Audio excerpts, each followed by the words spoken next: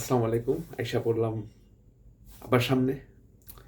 তো আগামী জানুয়ারি 10 তারিখে তো হচ্ছে বুয়েটের ভর্তি পরীক্ষা, তাই তো? তো এখন সবার মাথায় এখন একটাই চিন্তা যে কীভাবে আমি বুয়েট ক্র্যাক করতে পারি। তো সবাই দেখলাম কম বেশি মোটামুটি ভিডিও বানাচ্ছে। এখন আমি বেশি টাইম নিব না, মাত্র 2 মিনিট টাইম নিব তোমার লাইফ থেকে। কারণ তোমার হাতেও টাইম নেই, আমার হাতেও টাইম নেই। তো তুমি কিভাবে তোমার বুয়েটের অ্যাডমিশনের এখন লাস্ট মুহূর্তে প্রিপারেশন নিবা?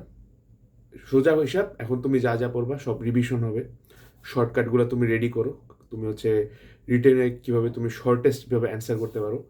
আর সবচেয়ে ইম্পর্টেন্ট যেটা, সেটা হচ্ছে যে ধরো তোমার কাছে একটা খাতা আছে। লাইক তুমি ধরো এই বইটা হচ্ছে একটা খাতা। এই খাতাকে তুমি হচ্ছে 3 ভাগে ভাগ করো। এটা তোমরা অবশ্যই জানো, বাট এটা এখন মোস্ট ইম্পর্টেন্ট এই কয়েকটা দিন প্র্যাকটিস করার জন্য।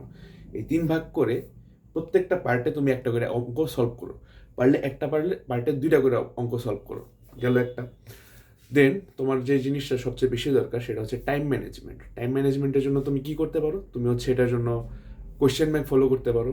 বিভিন্ন কোয়েশ্চেন যেগুলো আসছে চুয়েট, রুয়েট, কুয়েট, বুয়েটে, এগুলাতে তুমি বেশি প্রায়োরিটি দাও রুয়েটের কোয়েশ্চেন ব্যাংকে, মানে রুয়েটে।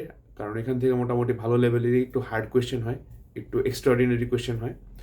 আর যেটা সবচেয়ে বেশি ইম্পর্টেন্ট সেটা হচ্ছে তোমার মেইন বই আর হচ্ছে কোয়েশ্চেন ব্যাংক। এখন নতুন কোনো কিছু শেখার দরকার নাই।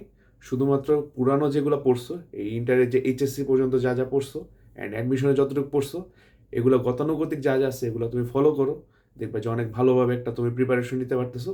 অ্যান্ড তুমি একটু চেষ্টা করো নোটবুক বানাতে পারো তো, কারণ তোমাদের সামনে আরও অনেকগুলো পরীক্ষা আছে। এই নোটবুকটা কীভাবে দেখো, এখানে অনেক শর্টকাট সূত্রগুলা। এই সূত্রগুলা যদি তোমরা ভালো মতো ক্যাপচার করতে পারো, তাইলে ধরো তোমাদের ম্যাক্সিমাম চান্স হবে যে তুমি হচ্ছে বুয়েটে বা যে কোনো ইউনিভার্সিটিতে টিকে যাবে।